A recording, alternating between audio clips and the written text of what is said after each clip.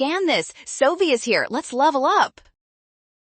Riemann sums are easy if you follow these steps to find the area under the curve. Let's solve this calculus problem now.